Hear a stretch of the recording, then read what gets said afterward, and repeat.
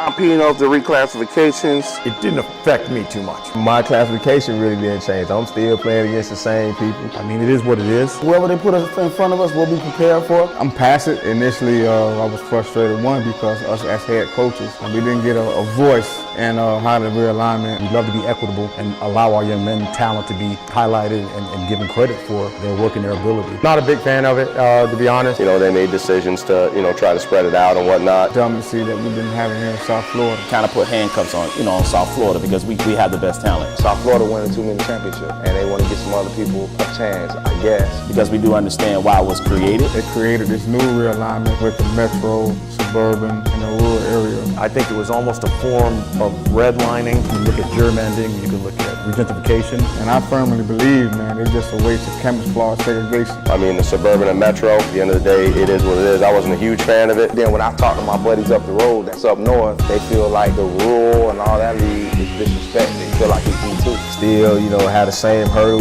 Deal what we have, that's a verse situation. Like I teach my guys, adversity is gonna come from all angles. We just gotta be ready in shape to deal with those adversities. I didn't think it was fair. What can we do? We're just gonna go with it and we're gonna play. At the end of the day, you still gotta strap it up and you still gotta go play football. It is what it is, we control what we can control. One thing I always tell my kids is we only can worry about what we can control. And you can look at what they've done with the FHSA, but we know the opponents that we have to dominate and we only can control what we can control. I thought it was unfair. I didn't think it was right. Somebody got to figure something out, man. This is where we're at. It's going to be interesting. It's going to be some good football. Week in and week out down here, it's going to be some excellent football being played all over the place. I feel like they kind of crunched all of us together. Then they got everybody playing each other. They got some heavyweights in there, man. Putting all those power teams in one conference. To eliminate South Florida from dominating the way that we have. It's a heavyweight battle in one of those classifications. Beat up on each other, as you would say, knock each other out. South Florida, we definitely not gonna back down. Nothing changed as far as that. no disrespect to up north,